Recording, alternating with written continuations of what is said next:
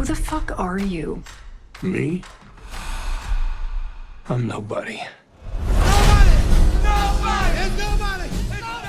안녕하세요. 시인의 서재 김시인입니다. 오늘은 얼마 전에 개봉한 영화 노바디에 대해서 이야기해 보려고 합니다. 영화 노바디를 한 줄로 요약하자면 이런 내용이에요. 엄청난 전투 능력을 가지고 있는 한 남자가 평범하게 살아보려고 자기 과거를 다 청산하고 평범하게 가정을 이루어서 살고 있는데 이 삶이 무료한 거예요. 그래서 무료한 일상과 자기가 잘하는 일을 못하기 때문에 오는 그 무력감에 못 이겨서 폭발하는 이야기라고 요약할 수 있겠습니다. 자세한 내용은 영화를 보고 확인하시죠. 근데 제가 이 영화를 보고 왜 이거 호메로스 덕후가 만들었다 라고 생각을 했냐 하면 이 영화의 주인공과 호메로스의 작품에 나오는 오디세우스라는 인물이 너무 비슷하기 때문이었어요. 비슷한 점이 세 가지 있는데 첫 번째는 제목에서 힌트가 있는데 이 노바디라는 제목이에요.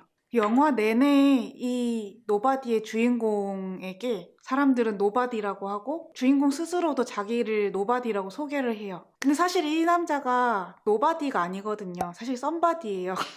누가 봐도 썸바디예요. 왜냐하면 되게 범상치 않는 전투 능력을 가지고 있고 사실은 그건 스포지만 약간 특수부대 출신 그 감찰관이었다고 엄청 싸움을 잘하고 그쪽으로 완전 밝아요.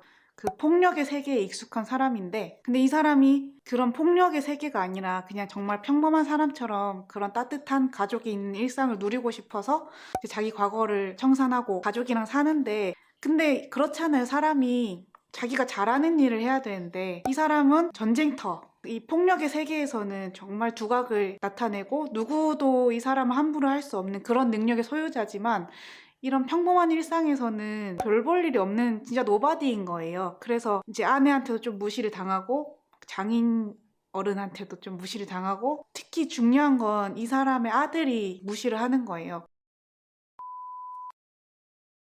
사람이 삶에서 중요한 게 건강하고 돈도 있고 가정이 온전히 서고 이런 거 중요하지만 근데 그런 게 다 있어도 불행할 수 있어요. 왜냐하면 내가 내 자아 실현을 못하고 인정의 욕구가 충족되지 않았을 때 사람이 좀 이렇게 불행해질 수 있다는 거 다들 공감하시죠? 딱 이 영화의 주인공 허치가 그런 상황이었어요. 그래서 이 남자가 나중에 자기를 이제 죽이러 온 자객들을 완전 죽기 전까지 이렇게 해놓고 나서 자기가 어떤 사람인지 막 계속 설명하려고 하는 장면이 반복해서 나오거든요.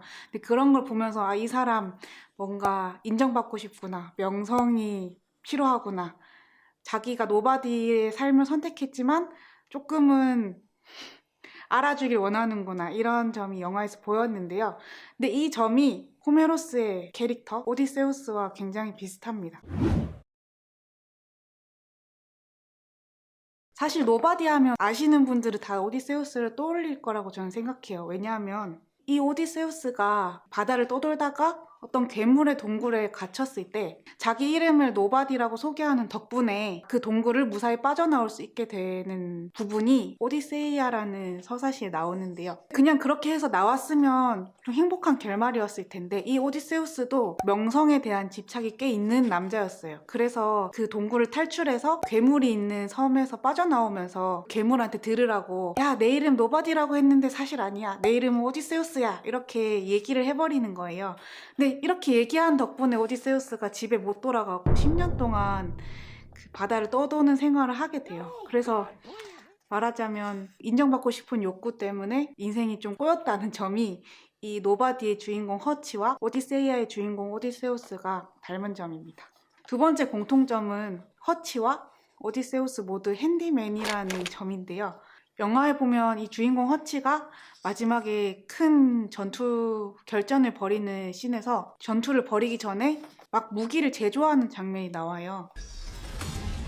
근데 보통 그냥 전투에 능하면 뭐 칼이나 총 잘 쏘고 주먹질 잘하는 정도라고 생각할 수 있는데 특이하게 이 노바디의 주인공은 막 직접 무기를 막 제조하고 용접하고 이런 장면이 나오는 점이 저는 좀 예사롭지 않았는데 오디세우스도 되게 손으로 하는 일에 능숙한 사람으로 묘사되거든요. 그래서